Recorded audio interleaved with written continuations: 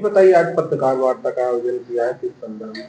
आज की पत्रकार वार्ता का मुख्य बिंदु ये है कि 18 जनवरी 2026 को भोपाल में महाजन आक्रोश रैली होना है। वहां पर एसटी एससी ओबीसी के मध्य प्रदेश के लोग इकट्ठे होने हैं, उसके संदर्भ में होना है। तो मैं उसके पीछे की पृष्ठभूमि आप सब लोगों के माध्यम से मैं समाज तक अवगत कराना चाहूंगा कि 23 नवंबर 2025 को अजाक्स का प्रांतीय अधिवेशन हुआ था। उस प्रांतीय अधिवेशन में नवनिर्वाचित प्रांतीय अध्यक्ष परम आदरणीय संतोष वर्मा साहब ने एक सामाजिक समानता को लेकर और बैकलॉग पदों की भर्ती और आरक्षण को लेके समाज को एक छोटी सी समझाइश दे रहे थे सामाजिक समानता को लेकर। तो उस छोटे से वक्त उनके बड़े वक्तव्य को न चलाकर एक छोटी सी लाइन को चलाकर समाज में भिन्नता और भेद और बंटवारा पैदा किया जा रहा।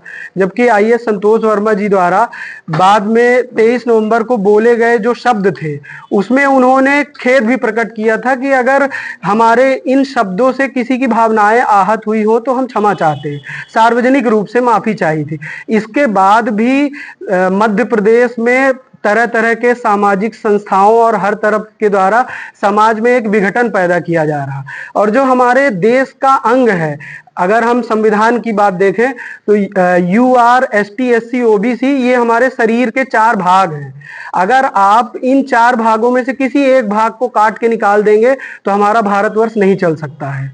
तो इसी परिप्रेक्ष्य में हम आप सबके माध्यम से ये बात पहुंचाना चाहते हैं कि आईएएस संतोष वर्मा जी के विरुद्ध जो कार्रवाई हुई है, उनके माफी मांगने के बाद भी और पूरे प्रांत में अजाक संगठन, सामाजिक संगठन और कर्मचारी संगठनों द्वारा ज्ञापन दिया गया कि उनके विरुद्ध कार्रवाई ना हो, क्योंकि वो भी हमारे हिंदू समाज का भाग है। जैसे एसटी एससी ओबीसी ये 4 भाग हैं, तो वो भी उन्होंने केवल सामाजिक समानता की बात की और केवल 3-4 शब्दों को लेकर पूरे देश का माहौल बिगाड़ा जा रहा है लोगों द्वारा। संबंध, दान और उन्होंने सामाजिक समानता की बात की। तो सामाजिक समानता की अगर बात करते हैं, जाति की बात करते हैं, तो हमें खुलकर ब्राह्मण, क्षत्रिय, वैश्य, शूद्र जो ये व्यवस्था है जो वैदिक काल से चली आ रही, तो ये बातें करने में बिल्कुल किसी को संकोच नहीं होना चाहिए। खुलकर लोग आज इस बात पर चर्चा करते हैं। इसी तरह हमारे प्रांताध्यक्ष महोदय ने खुलकर बात की। तो समाज में जो विघटनकारी शक्तियां हैं, जो समाज को बांटना चाहती है, जो हिंदू समाज की एकता को खंडित करना चाहती है, उन्होंने पूरे प्रदेश में एक विपरीत माहौल बनाया। उनके माफी मांगने और प्रदेश के हर संगठन द्वारा ज्ञापन देने के बाद भी, राष्ट्रपति, प्रधानमंत्री, चीफ सेक्रेटरी, मुख्यमंत्री सबको ज्ञापन देने के बाद भी मध्य प्रदेश सरकार द्वारा भारत सरकार के कार्मिक विभाग को उनका आईएएस अवार्ड वापस लेने के लिए लिखा गया। और जहां तक अभी हमें पता चल रहा, सुनने में बात आई है कि यूपीएससी तक भी बात पहुंच गई है। तो क्या हिंदू समाज का कोई एक बेटा अगर कुछ चर्चा करता है, कुछ समाज के हित में बोलता है, तो क्या उसकी गर्दन धड़ से अलग कर देनी चाहिए? तो जबकि उन्होंने माफी भी मांग ली, सामाजिक संगठनों ने सब कुछ किया। और आप लोगों के माध्यम से मैं ये भी करूंगा कि ज्ञापन दिया गया और ज्ञापन देने के बाद भी जब कोई भी परिणाम नहीं मिला, तो एसटी एससी ओबीसी मजबूर होकर 18 जनवरी 2026 को भोपाल में एकत्र हो रहे हैं कि हम भी भारत की राज व्यवस्था का एक अंग है। जैसे कहते हैं, सुनने में आया है, ऐसा मुझे तो नहीं पता सत्यता क्या है, कहते हैं ब्राह्मण, क्षत्रिय, वैश्य, शूद्र, तो ये कोई पैर से पैदा हुआ, कोई जांग से पैदा हुआ। तो आप बताइए, मैं आप लोगों के माध्यम से निवेदन करता हूं कि अगर आप शूद्र को कहते हैं कि पैर से पैदा हुआ, आप उसका पैर काट लीजिए तो शरीर चलेगा क्या? इसी तरह भारत को अगर विकसित राष्ट्र बनाना है 2047 तक, तो हमें एसटी एससी ओबीसी संपूर्ण वर्गों को साथ में लेके चलना पड़ेगा और सभी वर्गों के हित की बात करनी पड़ेगी। गलतियां किससे नहीं होती हैं? उन्होंने तो क्षमा भी मांग ली, इसके बाद भी पूरे समाज में आक्रोश है। एसटी एससी ओबीसी में भयंकर आक्रोश है। पूरे देश का एसटी एससी ओबीसी उबल रहा है। अब पूरे प्रदेश से, हमारे देश के आसपास के कोनों से, दक्षिण भारत, उत्तर भारत, पूर्वी, हर जगह से लोग, जनप्रतिनिधि, सामाजिक संगठन, कर्मचारी संगठन, सब लोग संयुक्त एसटी एससी ओबीसी संयुक्त मोर्चा के बैनर तले सब लोग इकट्ठे हो रहे हैं। और जो हमारी उसमें मांगे हैं, पहली हमारी मांगे हैं उस हमारे 18 जनवरी के उसमें कि सबसे बड़ा हमारा जो समाज है, अगर आप देखें, आप लोग सब लोग अवगत होंगे, जो जनगणना होती है ओबीसी सबसे बड़ा जनसंख्या अनुपात में बड़ा है, तो उनको 52% आरक्षण देने की हमारी यहाँ पे मांग है।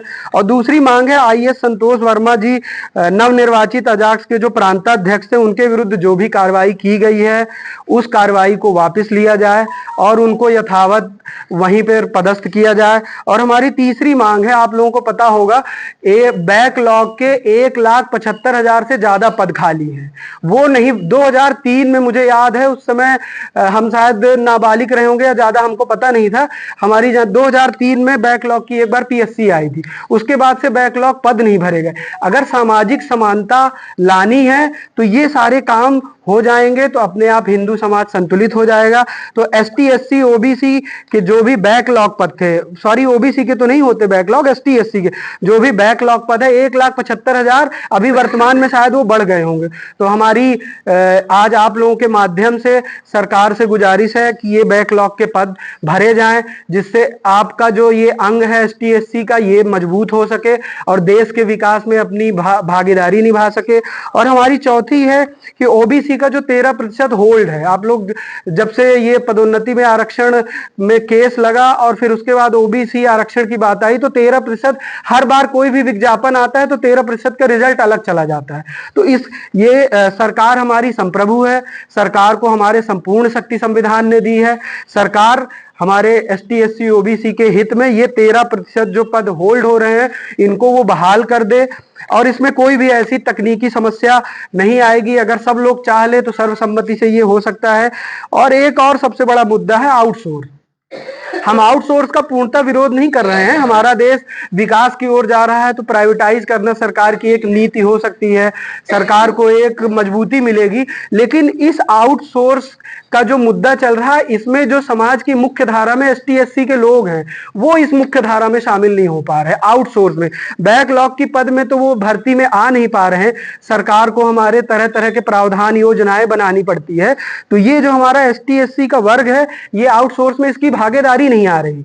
पहली चीज तो आउटसोर्स जहां तक संभव हो सरकार को बचना चाहिए। मान लीजिए आउटसोर्स देश के विकास में अति आवश्यक है तो हम आउटसोर्स का विरोध नहीं करते, आउटसोर्स हो, लेकिन उसमें एसटी एससी को भी प्रतिनिधित्व मिले जिसको संविधान में सामाजिक समानता का दर्जा दिया गया है। क्योंकि एसटी एससी ओबीसी सरकारी नौकरी में ही नहीं आ पा रहा, आउटसोर्स से तो वो बहुत दूर चला जाएगा। और एक हमारी ये है पदोन्नति में आरक्षण आप लोगों से छुपा नहीं है। हमारे देश का प्रत्येक व्यक्ति, चाहे वो अनारक्षित वर्ग का हो, एसटी का हो, ओबीसी का हो, ये किसी एक समुदाय की समस्या नहीं है। पदोन्नति में आरक्षण हर वर्ग की समस्या है। हर वर्ग का शासकीय सेवक अंदर से रो रहा है कि हमारी पदोन्नति नहीं हो रही। तो इस पदोन्नति को केवल एक चश्मे से ना देखा जाए कि केवल एसटी एससी का भला होगा, इसमें सर्व समाज के हित के लिए है कि पदोन्नति में जो ये आरक्षण की बहाली है, जो आर्टिकल 16(4) में प्रावधान है, ये दिया जाए। और पुरानी पेंशन का सबसे बड़ा मुद्दा है कि पेंशन खत्म कर दी गई। तो हमारी आप लोगों से भी एक गुजारिश है कि पेंशन पेट भरने के लिए नहीं दिया गया कि सरकार पेट पालने के लिए रही। जब हम सरकार की सेवा करते हुए समाज में अपंग हो जाएं, हमको दिखना बंद हो जाता है, सुनाई देना बंद हो जाता है, तो हमको सामाजिक समानता, जैसे एसटी एससी और महिला लिंग भेद ना हो, महिलाओं को हम समानता, सामाजिक समानता का मामला है, वृद्धों के अधिकार का मामला है और मानव अधिकार का मामला है। ये किसी जाति धर्म समुदाय से संबंधित नहीं है।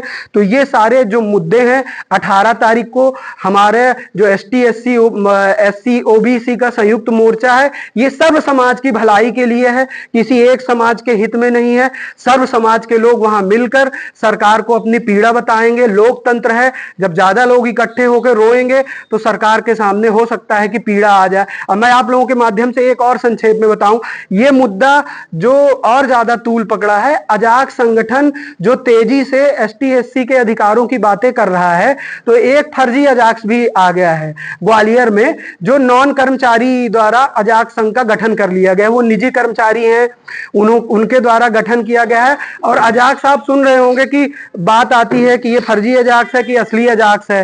तो मैं आपको बता दूं, ये वही 1993 हमारे जो JN कंसोटिया साहब, मान दाहिमा साहब, अमर सिंह साहब ने जिसकी कल्पना की थी, बना तो ये ST SC को लेकर ही ये, लेकिन सर्व समाज के हित में काम करता है।